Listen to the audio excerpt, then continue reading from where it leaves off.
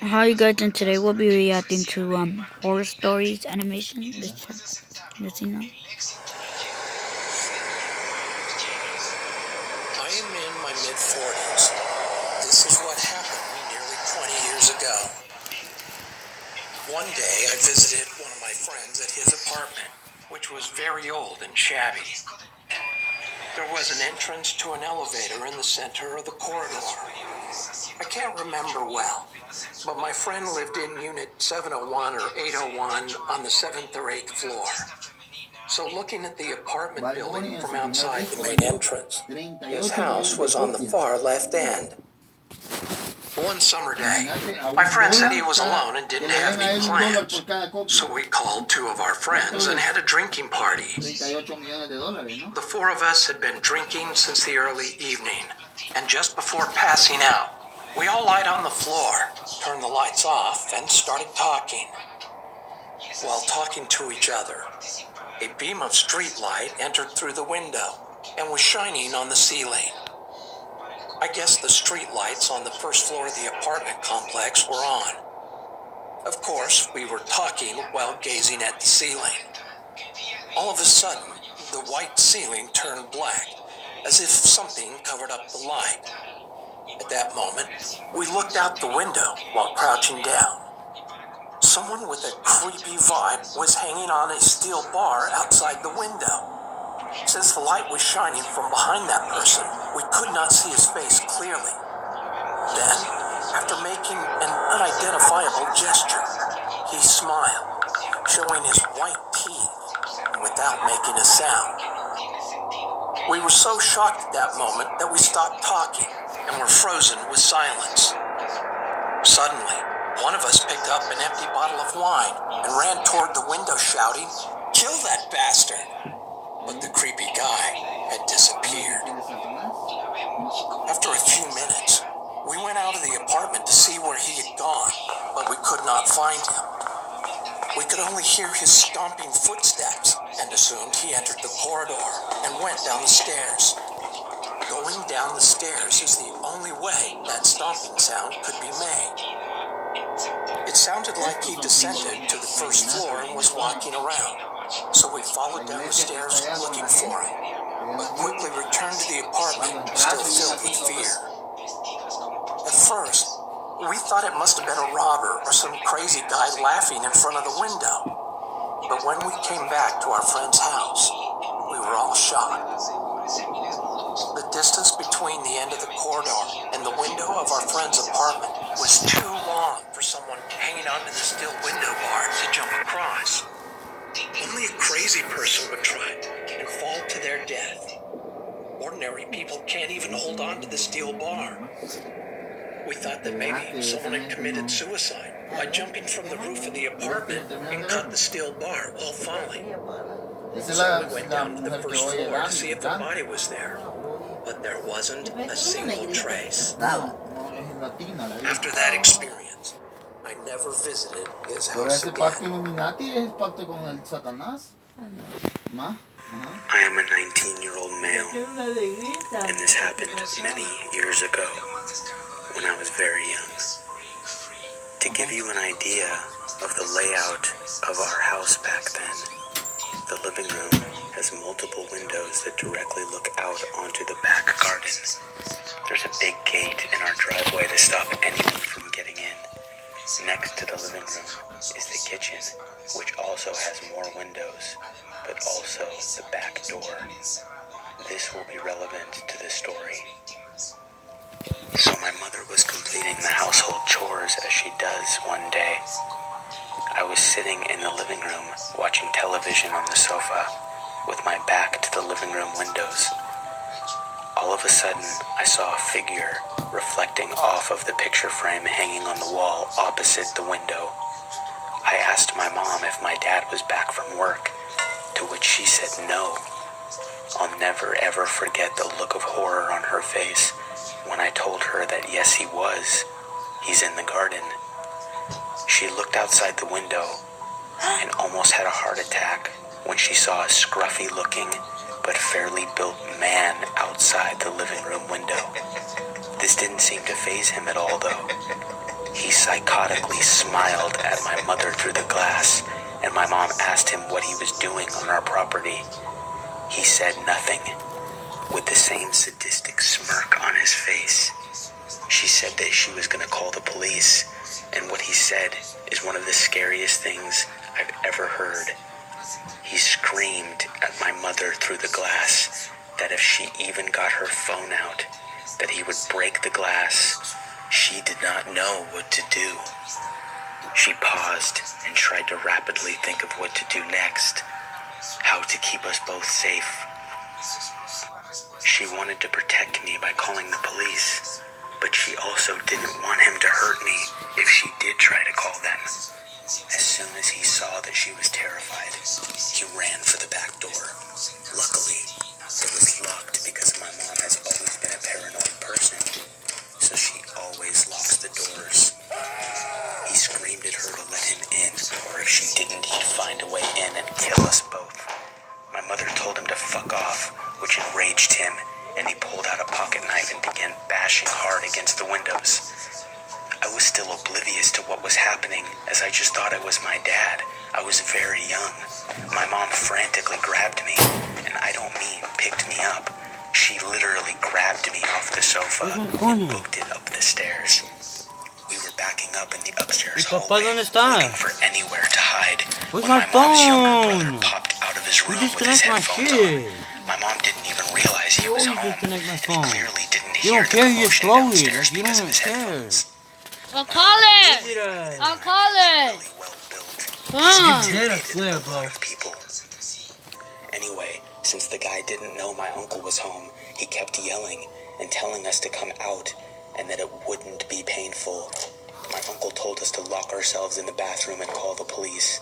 We did, and after 5 minutes of groaning and blatant violence downstairs, the police stormed in and found the guy bloodied and my uncle on top of him, beating him mercilessly. My uncle really didn't hold back. Turns out that he was a known pedophile, which is why he was watching me for so long while I was watching TV. After that day, my mom was terrified to be home alone at the house. I loved it as a child because I found the running and hiding fun, obviously because I was young. I can never thank my uncle enough for being there at the right time when my mother clearly forgot that he was still home. It honestly gives me chills, wondering what he would have done to my mother and myself if my uncle was not there. Sorry, how to roll, you don't respond. Told you this before. I don't hide, you already know, girl. You gon' see me any. I work at a pizza joint in Chicago, and I unfortunately have the shitty responsibility of delivering pizzas, usually on the weekends, and usually at night. I've asked my boss for day shifts, but she seems to ignore my requests and give me whatever shifts I don't want the most. I know being a pizza delivery man is somewhat of a dangerous job, but I never imagined anything like what happened to me a few months ago could actually happen.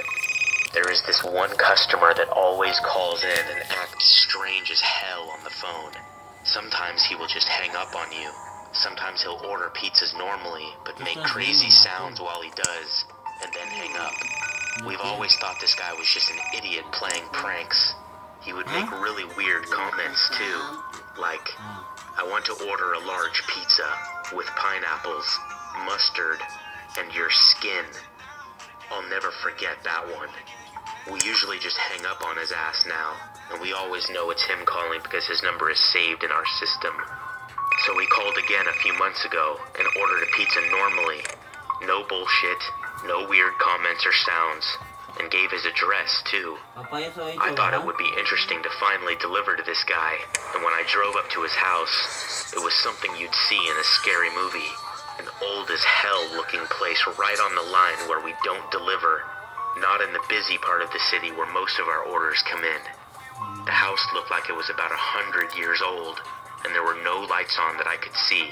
I wasn't scared or anything, just looking forward to seeing what he looked like. When I went to the front door, I rang the bell, but it wasn't working, so I knocked.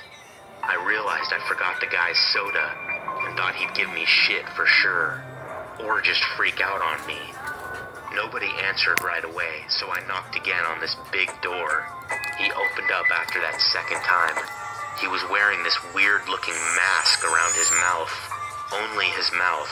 His eyes were opened wide, and I told him how much the pizza was, and that I was sorry I forgot the drink.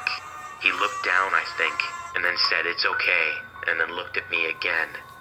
I stood there looking at him for like 5 seconds in silence when I got bored of his shit and told him the amount again. He said okay, and then asked me, "Has anyone ever attacked me before?" I told him no, and if they did, they'd be sorry. He then took off his mask that was covering his mouth, and he had big-ass scars all around his mouth. I have no idea what they were from, and can't even imagine what they might have been from, but he looked seriously messed up.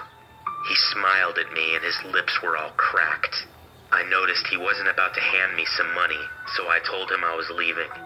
I turned around and started walking down the steps, and he screamed at me and slammed the door. This bastard was crazy, and I don't think any of his shit was to be funny. That final scream he gave me was creepy as hell, even though I kind of expected him to do something like that.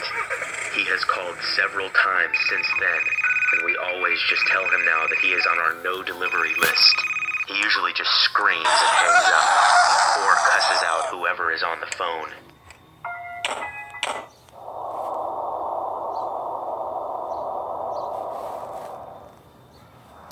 I was on summer break and went camping with my friend and his parents. We went to the lake during the day and did the s'mores thing at night. His parents shared a tent while my friend and I had our own. I can't remember where the campsite was, and I'm not really in contact with my friend anymore. But 15 years later, I'm assuming it wasn't the safest place to camp. Here's why. I woke up sometime in the early morning, like 3 or 4 a.m., and immediately saw a man's face looking in the tent at us. He had unzipped the door just enough to stick his head inside. He looked absolutely insane. He had big eyes and wild hair. I was so stiff from fear, I literally couldn't do anything. The man kept moving his head from left to right, very, very slowly. I will put a as if pepper it spray was on his fucking eye and uncontrollable. take the fuck out of him. I guess my friend could hear me breathing loudly or something, because he woke up too. He had the same reaction as me, and just laid there in terror, looking at this mysterious man. I'm not certain how long he was sitting there looking at us, but it felt like hours, shaking his head back and forth. At some point, we heard a noise close by, and so did the man. He disappeared quick, and a couple minutes later we got out of our tent and woke up his parents. The guy was long gone. I'm still afraid of camping to this day. Alright guys, let's see what we're making here today. Oh, a 6th grade girl.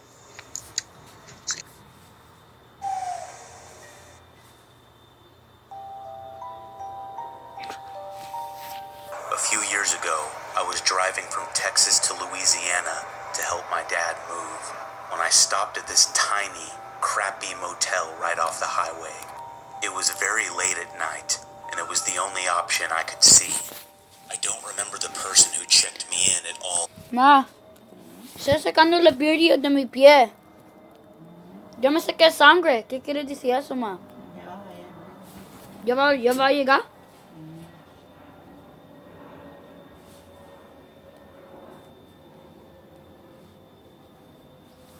Si pongo agua caliente, ¿qué pasa, ma?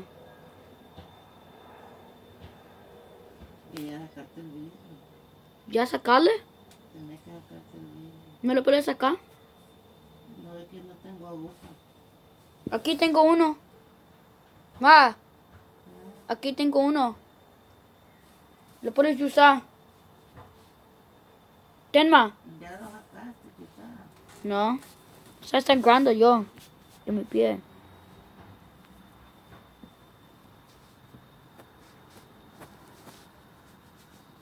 Sí lo veo.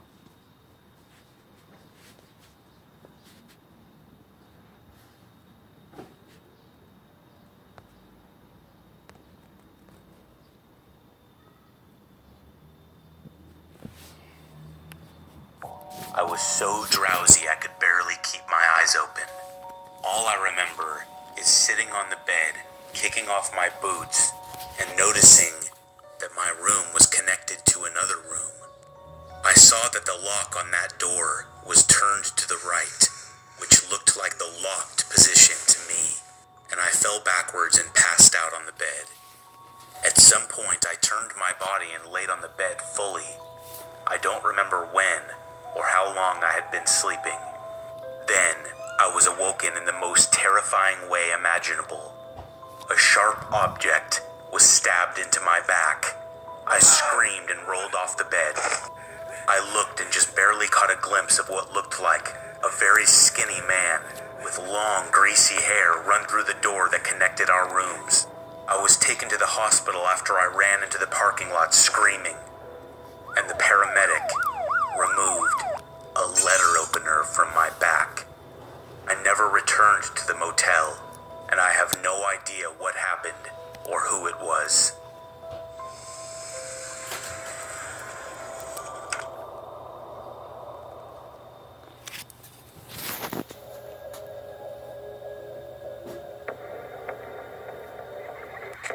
When I was a little girl, my parents took me to visit my grandmother.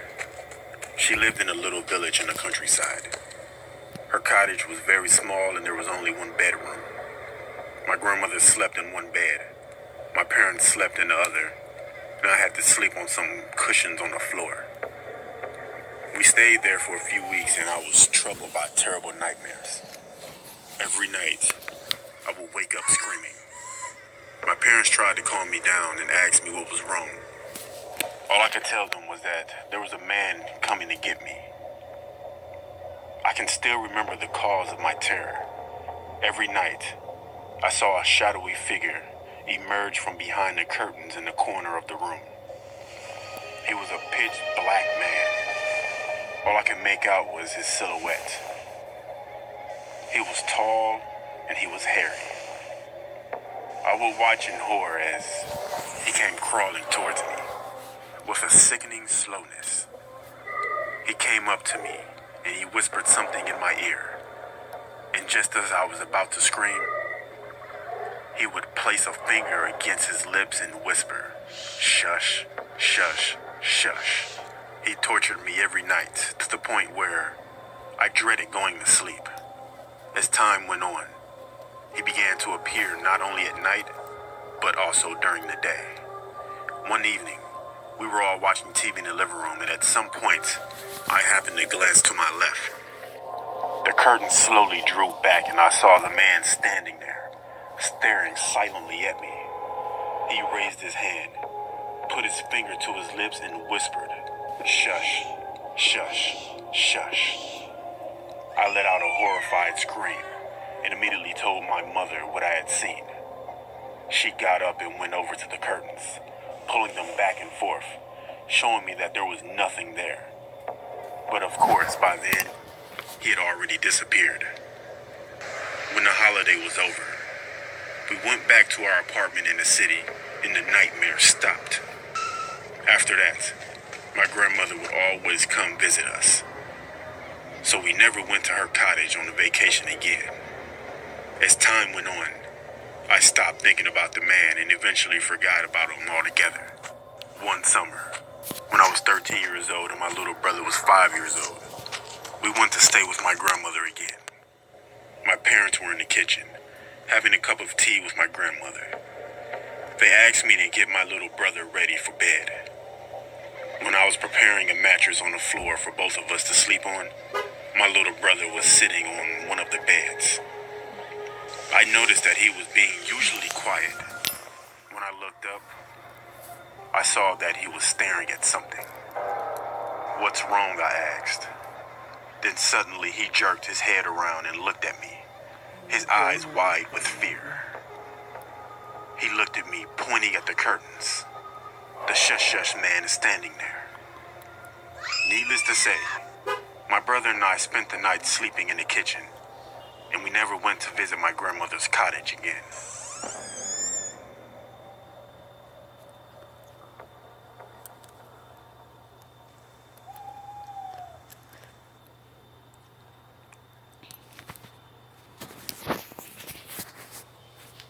quiero ver español, pero no hay.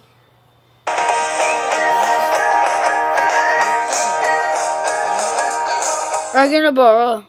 Aquí está Telemundo. Poneme. ¿Quiere ver la tele ahí? Hallows Eve Nightmare. Submitted by Zara Leaks. On Halloween, back in late 2015, I hosted a sleepover with two of my friends, Scarlett and Maze. May was timid and jumpy. Scarlett was always the confident one. Anyway, we met up around 3 p.m. and set up a tent in my back garden. It was a pretty nice one. It had a carpet and a cozy place to hang out in. We set it up next to the back gate, which at the time was old and rotten. And when standing next to it, the average adult stood 2 feet over it. We all went trick-or-treating after we set everything up. It was around 7 by then. We met up with some other friends and generally had a really good time. We went back home around 10 p.m. And with the British weather being kind, it was dry all evening. Thankfully, the neighborhood was pretty nice, so it was very peaceful that evening. We roasted marshmallows, played Truth or Dare, then finally laid down to sleep when it was pitch black out. The fairy lights in the garden barely illuminated anything, so it didn't bother us much. Out of nowhere, in the middle of the night, something woke us up. It was a creaking sound coming from the back gate. May shot up from her drowsy state. Did you guys hear that? She asked in a frightened tone. Just as she said that, we heard a cough coming from someone inside. We were full alert now. Scarlett covered May's mouth in case she was going to scream as we listened to the silent night. When the deep, throaty voice came, we almost jumped out of our skins. You kids want some candy? A hoarse voice called to us. It sounded like an old man, someone who had smoked way too much in their lifetime. The rattling came from the gate again. Come on, I know you're in there. The voice called out. Tears formed in May's eyes, and I couldn't move. It was like my 13-year-old self was paralyzed. Scarlett looked at me and nodded. She showed me her fingers and counted down. That was when we were going to run. When she hit 0, we all made a mad dash back inside the house. I'll never remove that image from my mind. When I turned around, standing at my gate, I saw the man. He had gray, long hair. His beard was matted and disgusting, and he had the most horrific look on his face. It was like pure evil. He looked hungry, but not like a person, but more like a starving predator, as if he wanted to harm us that very moment. The bolt on the gate, luckily, was across, and as he tried, he couldn't get it. I gagged in fear as I saw it, and as we made it to the back door, we turned the key, and we ran into my mother's room. She didn't believe us at first, but after looking out of her window, she ushered us inside, locked her door, and called 999, which is our 911. I then heard knocking on my front door. He must have gone around to it, I thought to myself. The knocking soon turned to banging, and I heard the old man cussing from just outside. When she heard the sirens, she got off the phone. Then I heard a single curse coming from the man. Before he stomped away, his footsteps disappeared into the distance, and we heard a police car pull up. They never saw the man, therefore they never caught him. They didn't find him even after we gave all our statements. That quickly ruined our Halloween, and we all slept in the living room after that. Or rather, we pretended to sleep.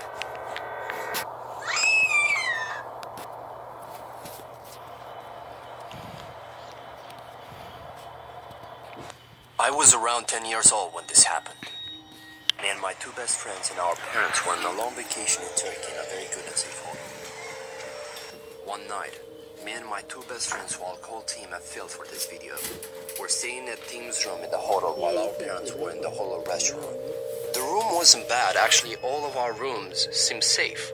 At least we thought it was. We were having a lot of fun watching Simpsons and playing Monopoly, but what happened that night still makes me have chills. So it was around 1 a.m. and our parents were late. Phil looked at them through the window and said, "They're still in that stupid restaurant." "Yeah, they told us they'll come back until 11 p.m. I answered. Guys? Someone is knocking on the door, Tim said. "It's probably just room service," Phil said. Can we not open the door?" I said. I was pretty scared in that situation. I was only 10, and my friends were only 2 and 3 years older than me. So we were all pretty much defenseless children in the room. Tim, who was the oldest, answered, "Oh, come on, it's just room service." The guy on the other side of the door said, "Hello. Can you please open the door?" When he said that, we were all scared.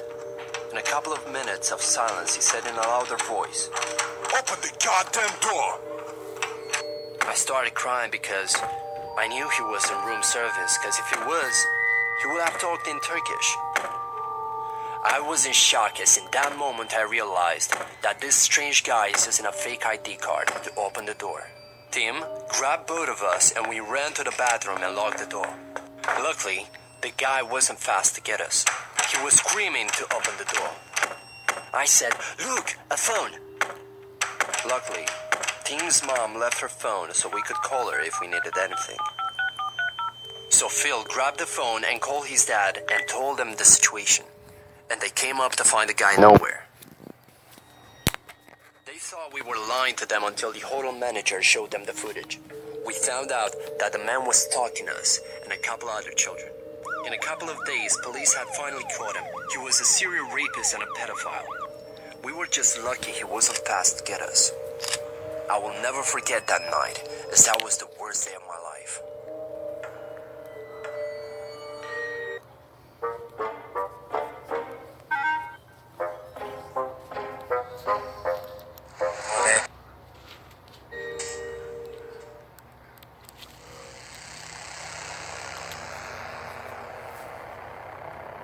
When I was 15, my mother went out shopping and left me in charge of the house.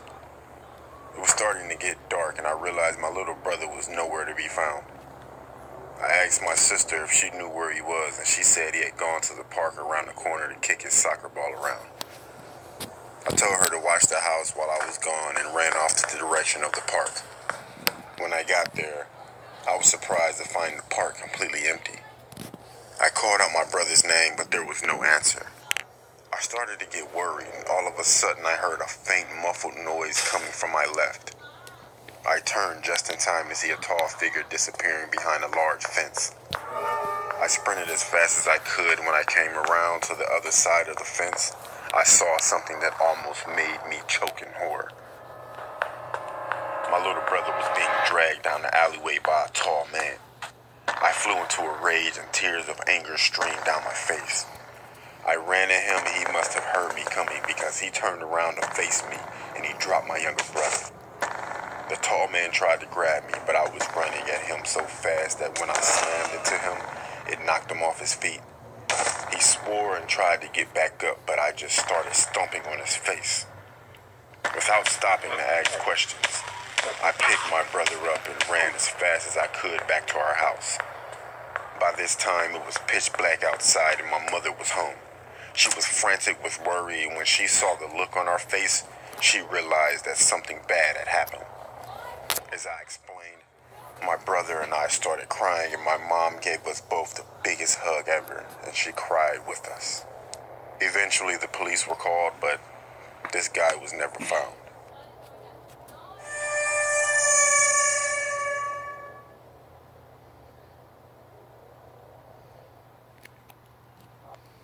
This story takes place when I was a junior high school student. One morning during summer vacation, after my father went to work, my mother and I decided to visit my maternal grandmother, who lived in a rural area. Since my grandmother's house was located in the countryside, getting there required making a left turn, then driving for 5 minutes through a narrow, one-car-wide, unpaved road. There were rice fields and forest on the sides of the unpaved road. As soon as we arrived, I greeted my grandmother, then went into my youngest uncle's room.